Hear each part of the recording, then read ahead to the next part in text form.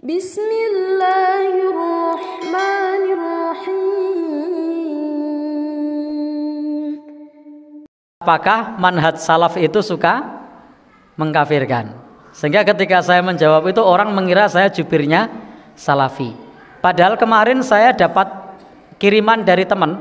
Saya termasuk yang jarang online ya. Saya dapat kiriman dari teman, itu saya ditahdzir pula oleh orang-orang salafi di situ, ditahdzir. Ini manhajnya muwazanah. Ini orang Muhammadiyah, bukan dai salaf seperti itu. Ya. Tapi baiklah. Ini pertanyaan ini saya jawab. Yang disebut sebagai manhaj salaf itu adalah keilmuan. Dia bukan organisasi. Jadi manhaj salaf itu keilmuan, bukan organisasi. Maka ketika keilmuannya itu merujuk kepada para salafus soleh, maka dia disebut manhaj salaf. Dia bisa dari organisasi mana saja, bisa saja ada di mana saja. Kenapa?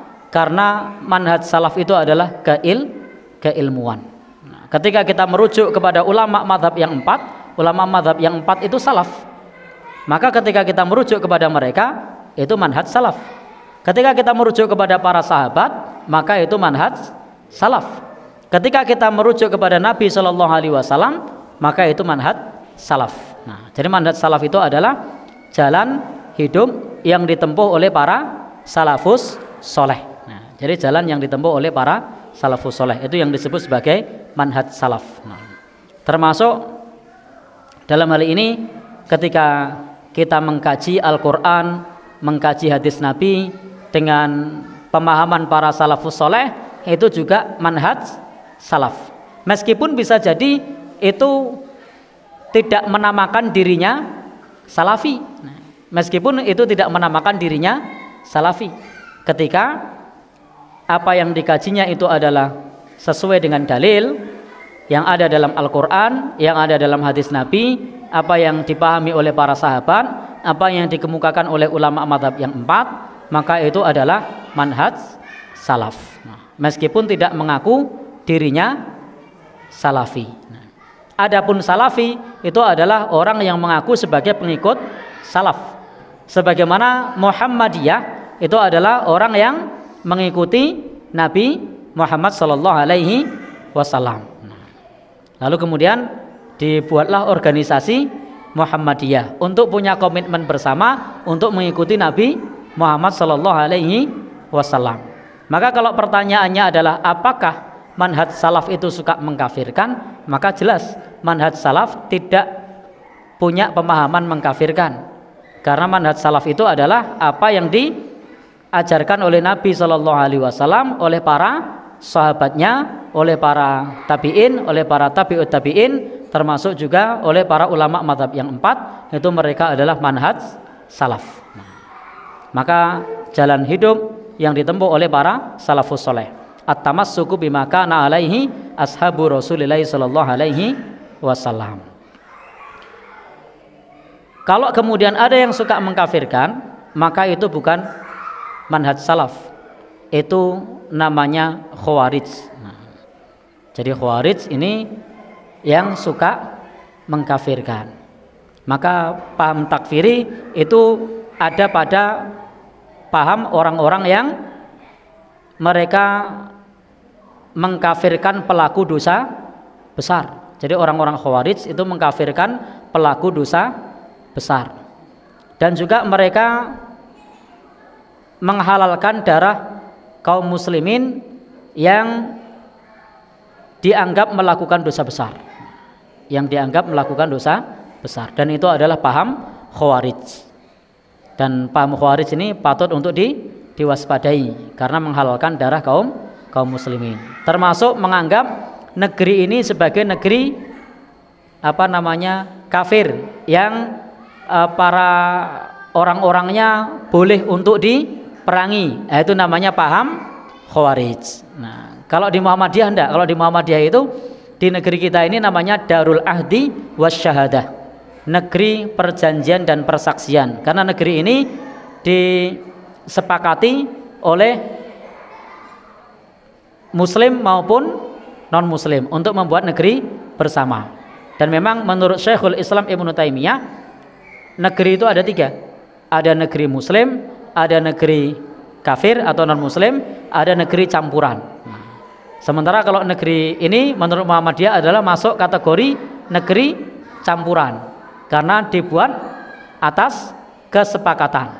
Dibuat atas kesepakatan baik muslim maupun non muslim untuk membuat negara bersama. Baik, maka tadi terkait dengan pertanyaan apakah manhaj salaf suka mengkafirkan, maka tidak benar kalau manhaj salaf itu mengkafirkan. Justru manhaj salaf itu mengajarkan kepada kita untuk taat kepada pemerintah, untuk taat kepada ulil amri.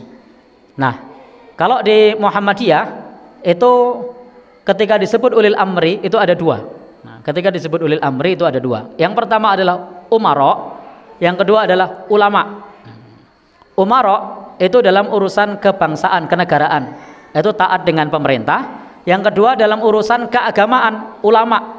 Maka dalam urusan keagamaan kalau di Muhammadiyah taatnya kepada ulama. Ulama di sini adalah maklumat dari PP Muhammadiyah. Nah, jadi pengertian ulil amri menurut Muhammadiyah itu ada umara sama ulama.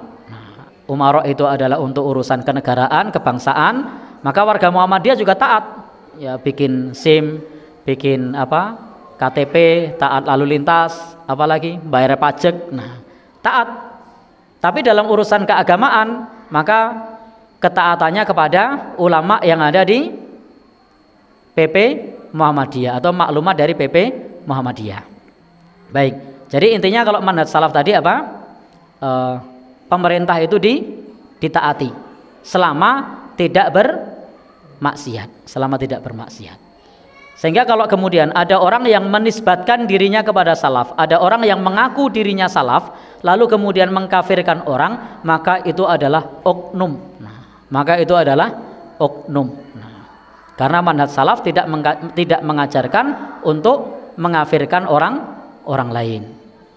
Maka kalau ada orang mengaku manhaj salaf, lalu kemudian dia mengkafirkan, maka itu adalah oknum. Sebagaimana misalnya ketika ada warga Muhammadiyah lalu dia mengatakan rokok itu makruh, maka itu bukan representasi dari keputusan tarjih, karena tarjih fatwanya rokok itu haram. Sehingga ketika ada yang masih merokok, maka itu oknum, tidak bisa disimpulkan bahwa warga Muhammadiyah itu memakruhkan rokok. Itu adalah oknum.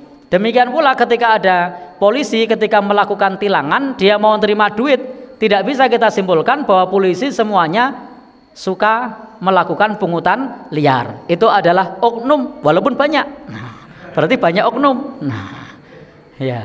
Jadi bedakan antara oknum dengan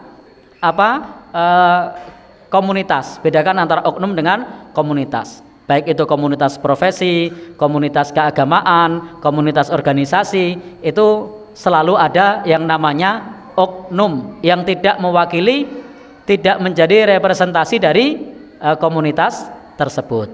Wallahu a'lam bishawab. Alhamdulillahi rabbil alamin.